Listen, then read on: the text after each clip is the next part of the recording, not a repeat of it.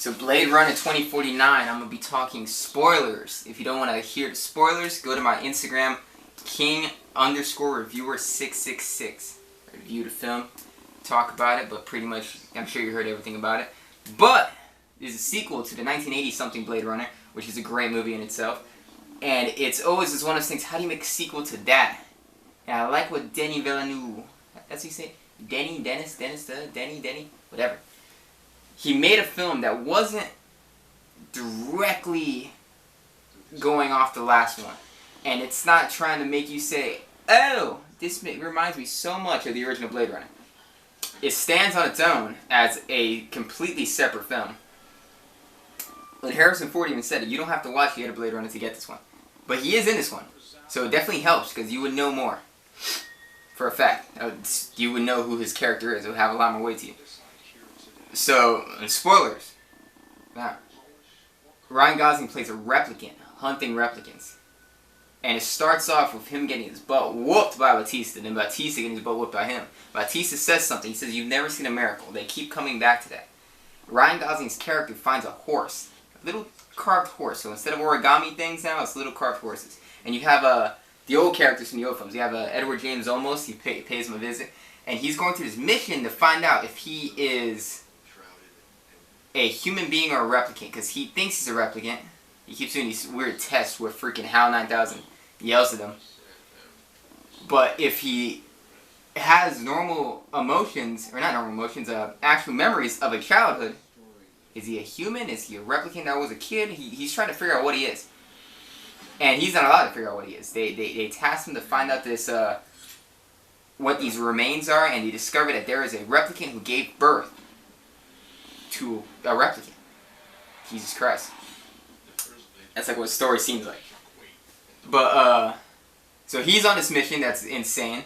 The police have him doing this thing, but obviously everything just blows up in his face.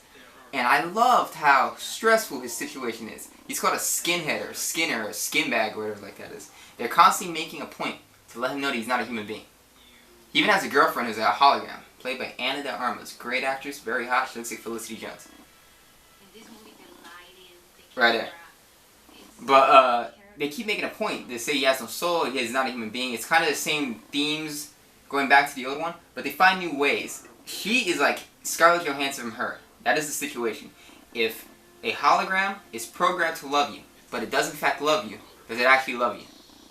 I thought that was a very interesting thing. But Ryan Gosling goes to this large quest, shot beautifully. This movie is the best looking movie I've ever seen. Roger Deakins needs to get the Oscar the size of the Statue of Liberty. But he goes on this quest. It's very emotionally impactful because it's like him discovering if he had a real life, even though he knows he never had a real life. So it's like, what if the life I was told was fake, but they implanted in my head was real?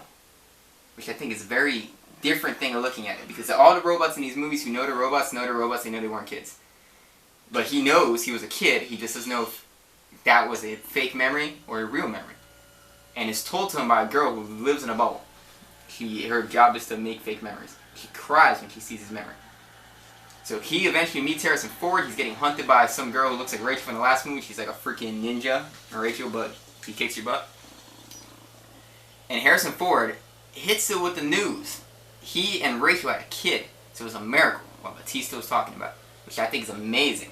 Because it comes back to Jared Leto at some point asked Harrison Ford, are you a replicant? He asked him, basically. They never answer. Again. I think it's good. I love the debate. Is Harrison Ford a replicant? This movie almost makes me feel like he isn't. Like a human being had a kid with a replicant and that kid grew up.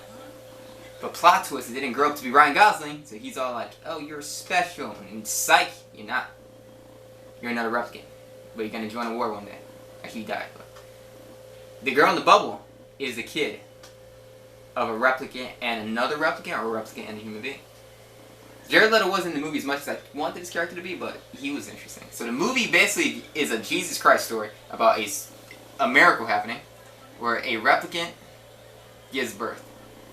And someone is hunting that replicant down, and someone else is hunting the replicant. You got a corporation hunting him down, you got Ryan Gosling hunting him down to find out the truth. And this movie has an amazing last final thing where that chick comes back and they're fighting in a boat. Harrison Ford is about to drown, super tense. he decides that the best thing to do as a human being is to sacrifice his life or try to fight, even if it means killing him, for something he believes in. And Arma's this giant hologram calls him Joe. There's a point in the movie you saw that he calls him Joe earlier, saying you should call yourself that instead of K2 whatever. So, overall point, he doesn't feel like a human being anymore unless he does something worthwhile. And he does something worthwhile in getting Harrison Ford to his kid. I thought this movie was the best looking movie ever made. One of the best directed movies ever made. Harrison Ford and Ryan Gosling are phenomenal. That girl who played Jared Leto's assassin woman's amazing. Robin Wright was amazing. A fantastic movie, a great sequel. It felt nothing like the other one, which is kind of good. It stands on its own. It didn't say, oh, you remember the other one? Well, this is going to take you back and feel exactly. It didn't really. It felt like its own movie. It felt like its own thing. Like the other one couldn't have existed. Or it didn't need to exist for this one to exist. It's a great movie. See it if you haven't seen it. Spoilers.